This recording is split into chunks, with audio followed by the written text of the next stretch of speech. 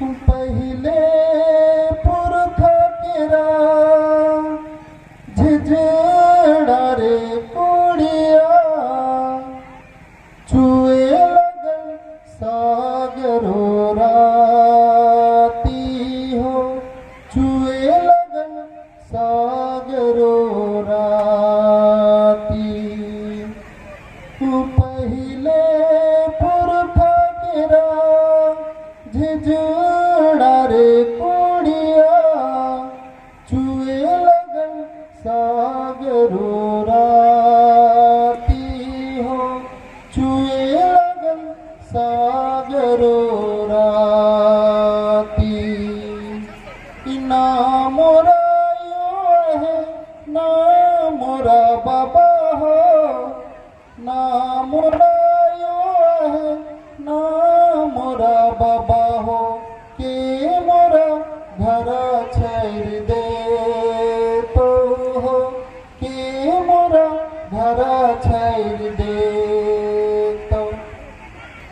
गाना का मतलब है कि हमारे बाप दादा ने इस जाड़ा से, गर्मी से, बरसात से, चोर से, बदमाश से, जानवर से बचने के लिए सुंदर सा घर बना दिया जिससे हम लोग हर चीज से सुरक्षित रहते थे। लेकिन ये सच्चाई है कि इस दुनिया में जो आया है उसका जाना निश्चित है। कोई आगे जाएगा, कोई पीछे जाएगा। आज हमारे बाप दादा हमारे बीच नहीं रहे, इस दुनिया में नहीं रहे। आज वही घर आज चू रहा है, बरसात में वो घर चू रहा है। उनका जो लिपा हुआ जो दीवार था वो उखड़ जा रहा है, उनका जो बनाया हुआ जो जमीन था वो आज उखड़ने लगा है, वो आज खराब दिख रहा है। वो जाड़ा गर्मी बरसात से हम लोग को नहीं बचा पा रहा है। तो क्या उस घर को ठीक ठाक करने के लिए हमारे बाप दादा फिर से मसना से उठ के आएंगे? नहीं आएंगे। तो उस घर को छाड़ने का जिम्मा किसका है?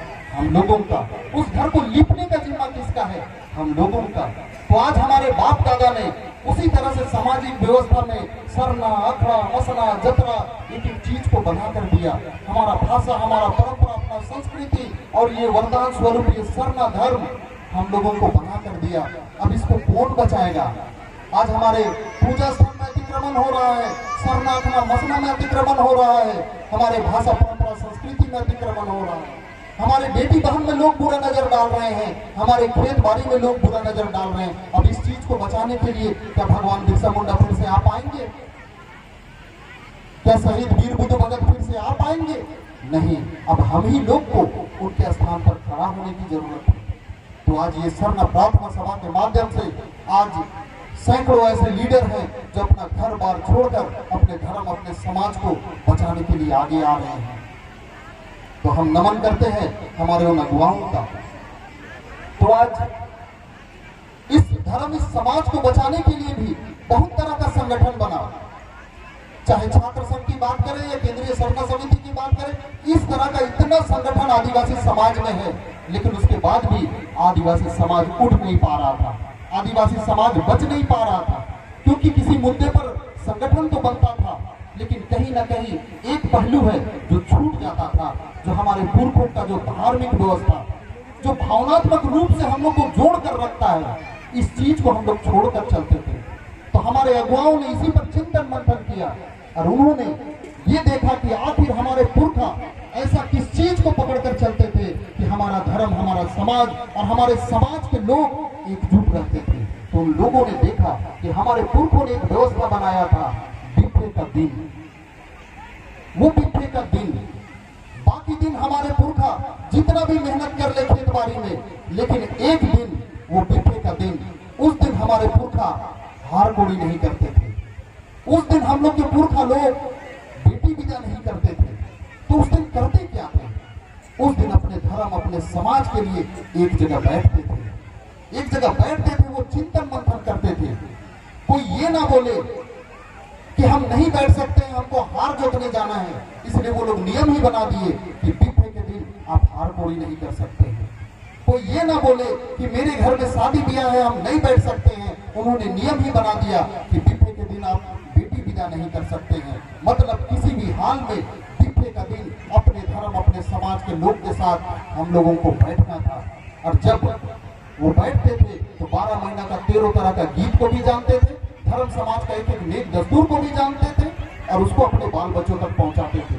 तो इस स्वर्ण प्रार्थना सभा के माध्यम से हमारे परम पूज्य धर्म गुरु बंदन सिंह का और जितने भी अगुवागण हैं, उन्होंने इस बीपे का दिन को पकड़ा और सब तरफ ये प्रचार किया कि आधा घंटा के लिए ही सही, लेकिन इस बीपे का दिन हम लोग को अपने धर्म, अपने समाज के लिए एक जगह बैठना होगा। हम लोग चाला टोंका में, सरना में आधा घंटा के लिए ही हम लोग बैठने लगे। भजन प्रार्थना करते करते अपने धर्म, अपने समाज के विषय में जब हम लोग जानने लगे, समझने लगे, तो हम लोग जानने लगे, ओह रे हमारा आदिवासी समाज इतना सुंदर समाज, हमारे पुरखा इतने महान थे जिन्होंने इतना सुंदर व्यवस्था बनाया जिसकी तुलना आज के आधुनिक युग में भी नहीं किया जा सकता है। तो हम लोग जैसे इस चीज को जानने लगे, हम लोग सरना धर्म कोड की बात करने लगे, अपने धार्मिक पहचान की बात करने लगे, अपना हक अधिकार की बात करने लगे, और आज हजारों हजार सालों से दबा कुचला समाज मात्र 20 साल 25 साल में आज फिर से उठ के खड़ा हो गया। तो ये सरना प्रार्थना सभा हमारे इस सरना धर्मावलंबियों के लिए, हम आदिवासियों के लिए एक वरदान की तरह है। इस सरना प्रार्थना सभा के आने से आज धर्मांतरण रुक गया। कल तक ये नगाड़ा, मांगर, ये सारा चीज विलुप्त हो जा रहा था, लेकिन आज एक एक गांव में, एक एक सरना में आज 4 गो 5 गो 10 गो भी मांगर है। कल तक शादी ब्याह में हम लोग डीजे बना बजा के नाचते थे, आज ढाक नगड़ा के साथ बकायदे नेक दस्तूर के सारा चीज होने लगा। तो फिर से हमारा धर्म, हमारा समाज जागने लगा। तो ये सरना प्रार्थना सभा हमारे लिए वरदान है।